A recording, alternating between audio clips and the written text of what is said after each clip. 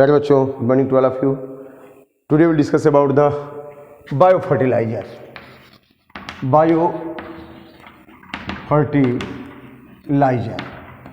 Biofertilizer are the microorganisms which are playing very important role in increasing the fertility of soil for propagation of crops.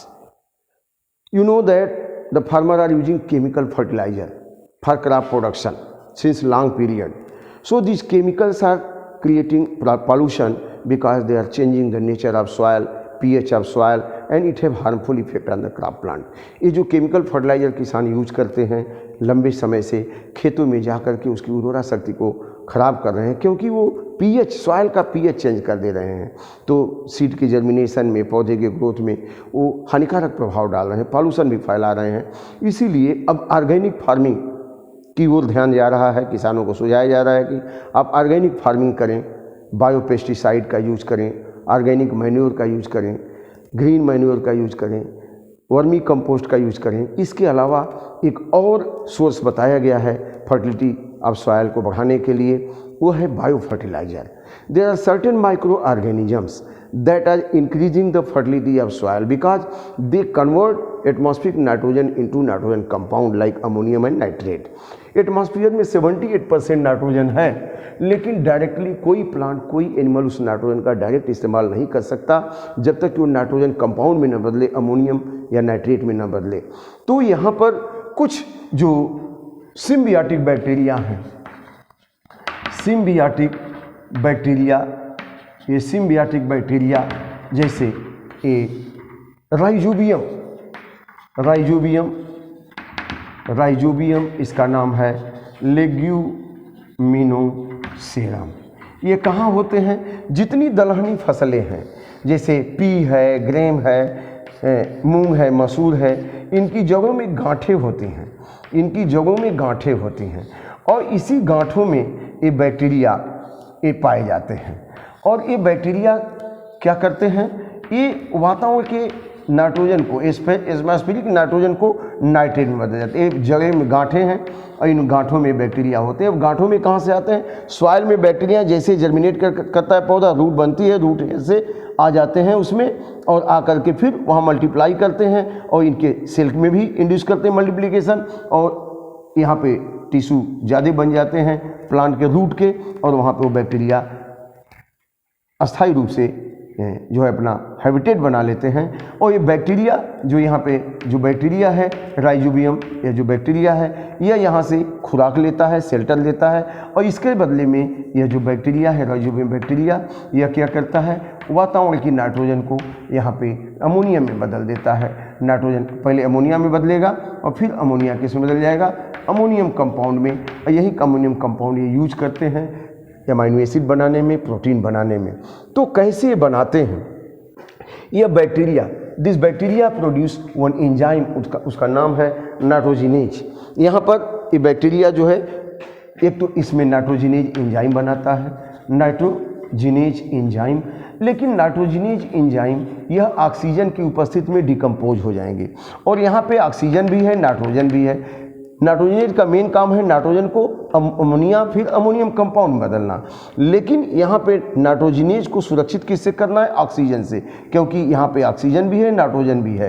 तो यह pink colour की गांठ होती है, इसमें एक प्रकार का पिगमेंट होता है जिसको कहते हैं लेग हीमोग्लोबिन। यह लेग हीमोग्लोबिन क्या करता है? यह ऑक्सीजन स्कैवेंजर का काम करता है।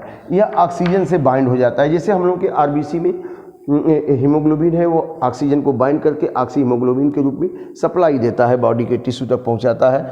वैसे ही लेग हीमोग्लोबिन ऑक्सीजन को बाइंड कर लेगा। जब ऑक्सीजन को बाइंड कर लेगा तो नाइट्रोजनेज प्रोटेक्टेड हो गया, फ्री हो गया।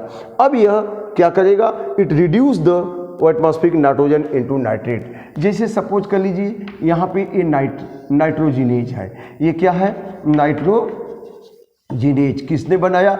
इस बैक्टीरिया ने बनाया। रूट नोडुल्स में जो बैक्टीरिया है, सिम्बियाटिक बैक्टीरिया राइजोबियम लेग्यूमिनोसेरम, इसने नाइट्रोजिनेज बनाया। अब this bacteria produce nitrogenase and nitrogenase bind with, इसके एक्टिव साइड पे नाइट्रोजन आके लग गया, N2 में ट्रिपल हाइड्रोजन बॉन्ड है। अब जैसे ही यहाँ पे हाइड्रोजन बाइंड हुआ यहाँ पे हाइड्रोजन बाइंड हुआ तो यह इसका रिडक्शन हो जाएगा। अब यह रिड्यूस होकर के यह इसका बॉन्ड टूटा, नाइट्रोजन के बीच में एक कोवैलेंट बॉन्ड पहले टूटेगा, स्टेप बाय स्टेप टूटता है। अब नाइट्रोजन का एक कोवैलेंट बॉन्ड टूट गया, अब यहाँ पे हाइड्रोजन इससे बाइंड हो गया, फिर इसका रिडक्शन होगा, फिर हाइड्रोजन स्टेप बाय स्टेप, फिर हाइड्रोजन इनसे मिलेगा और फिर ये नाइट्रोजन का दूसरा बॉन्ड टूटेगा और यहाँ पे दो हाइड्रोजन आके बाइंड हो गए, दोनों हाइड्रोजन से दो हाइड्रोजन, फिर नेक्स्ट टाइम अगेन हाइड्रोजन जुटेगा और यहाँ पर फिर नाइट्रोजन का आपस में बॉन्ड तो टूट गया, लेकिन यह नाइट्रोजन किससे जुट गया? हाइड्रोजन से जुट गया। ये तीन हाइड्रोजन यहाँ पे आप जानते हैं कि यहाँ पर नाइट्रोजन के बाहरी कक्षा में 5 इलेक्ट्रॉन होते हैं। ऑक्टेट बनने के लिए इनको 3-3 इलेक्ट्रॉन की ज़रूरत होती है, तो पहले आपस में 3-3 इलेक्ट्रॉन की साइज डाल के कोवैलेंट बॉन्ड बना करके नाइट्रोजन बनाए थे, लेकिन अब एक एक बॉन्ड टूटे गया, फिर हाइड्रोजन जुटते गया, तो देख रहे हैं अब यहाँ पे NH3 2NH3 बन गया, अब यहाँ पे 2NH3 बन गया और फिर यहाँ पे यह एंजाइम तो सेपरेट हो जाएगा, यह एंजाइम सेपरेट हो गया, लेकिन यहाँ पे क्या बन गया? 2 मॉलिक्यूल ऑफ अमोनिया। अब अमोनिया फिर रिडक्शन हो जाएगा, फिर रिडक्शन हो जाएगा और यह किस में बदल गया?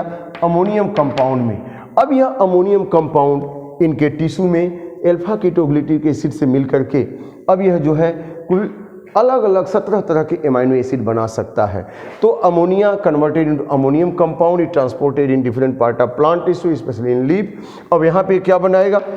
यहाँ पे एमाइनो एसिड बनाएगा और एमाइनो एसिड फिर प्रोटीन बनाएगा। तो इस तरह से आप देख सकते हैं कि नाइट्रोजन का फिक्सेशन किस तरह से ये नाइट्रोजेनेज एंजाइम यह राइजोबियम बैक्टीरिया है उसके अंदर कर रहा है।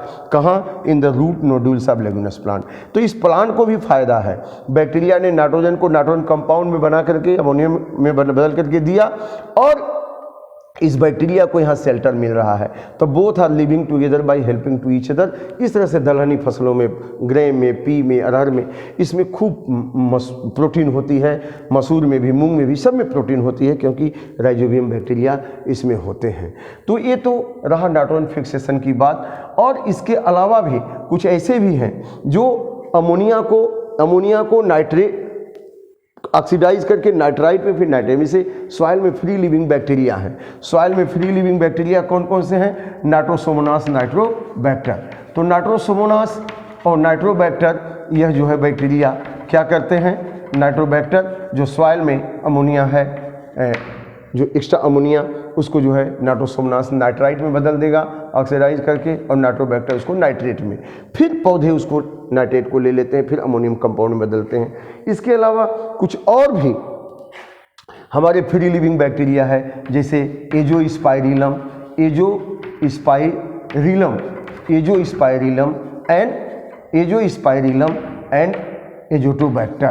एजोटोबैक्टर। ये भी नाइट्रोजन फिक्सिंग बैक्टीरिया हैं, लेकिन फ्रीली सॉइल में पाए जाते हैं और ये भी नाइट्रोजन को नाइट्रोजन कंपाउंड में बदलते हैं और पौधे उसको इस्तेमाल करते हैं। तो इस तरह से हमने देखा कि तमाम सारे माइक्रोब्स हैं जो बैक्टीरिया हैं, ये नाइट्रोजन को नाइट्रेट में बदल के देते हैं। इसके अलावा कुछ और भी ऐसे माइक्रो ऑर्गेनिज्म हैं, जैसे साइनोबैक्टीरिया है।